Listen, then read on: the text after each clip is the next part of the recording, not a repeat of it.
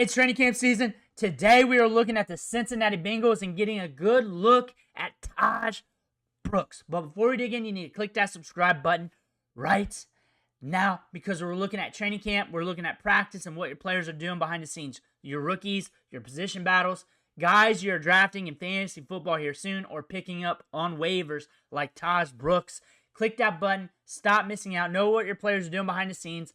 Tahj Brooks, almost 2 minutes of clips. We're going to loop this and keep talking ball because there's a lot to discuss here. But let's see him cook. Watch him on the field. Not all these plays he's getting touches. I just grabbed what I could find of him. But he's shifty.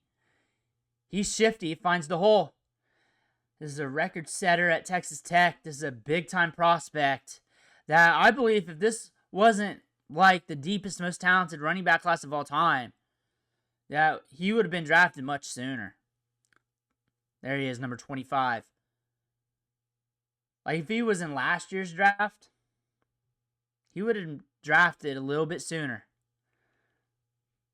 This was a very good running back class.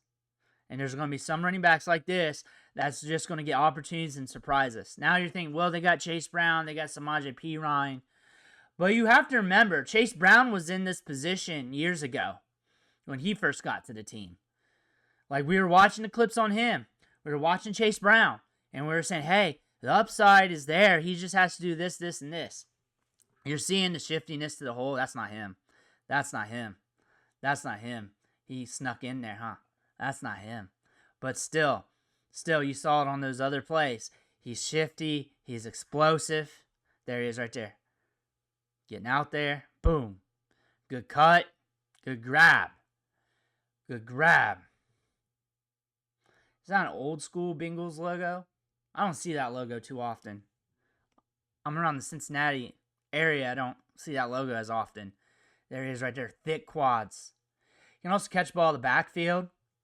Good size, adjust athleticism when you stack that up metrically with the other running backs.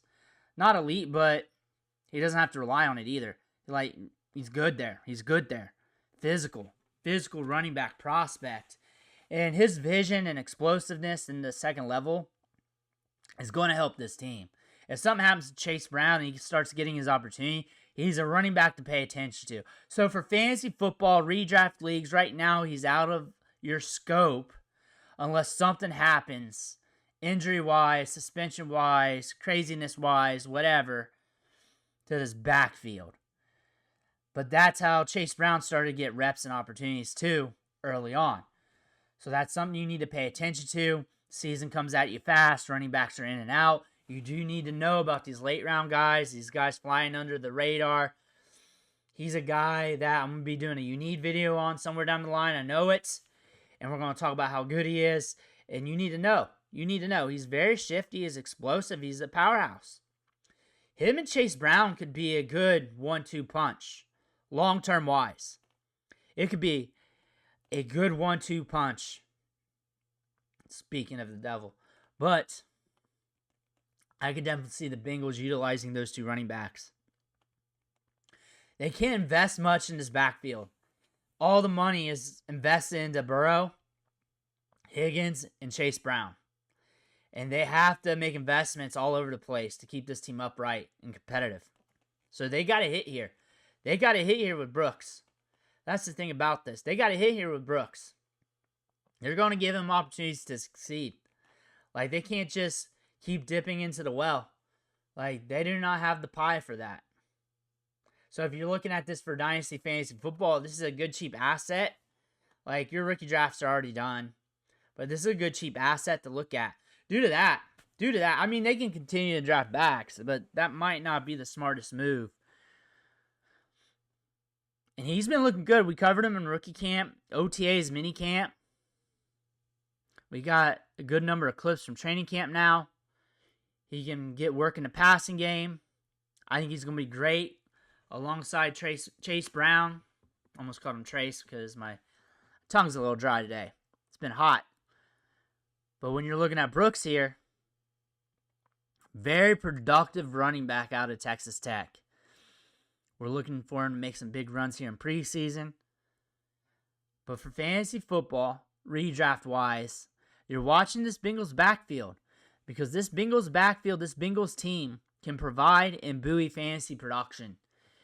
In the passing game, now you're looking at Samaje Perine. He's been with this team before.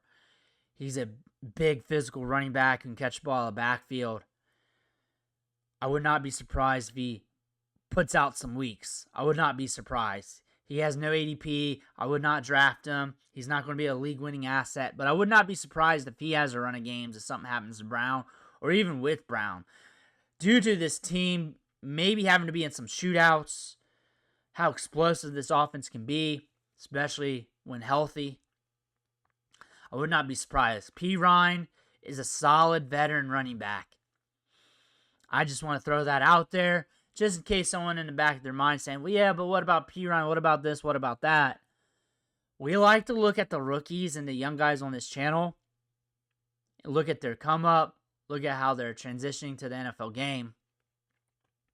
And Brooks is in line for some good development, in line if something happens, because Zach Moss ain't there anymore, to step up in a big way and get good opportunity. Because once the football season starts rolling, guys are in and out, things happen to running backs. The running back position is the hurt business, and you never know what's going to happen from week to week. But this is a good prospect the Bengals got on the cheap. This is a very good prospect. We got to see how things play out with him. But I could definitely see a Chase Brown-Brooks tandem in the future, down the line. Maybe it's 60-40, 70-30, 1A, 1B, RB1, RB2, whatever you want to call the tandem whenever it happens. But in this day and age, you use more than one running back, just to divvy up the workload, keep your running backs upright.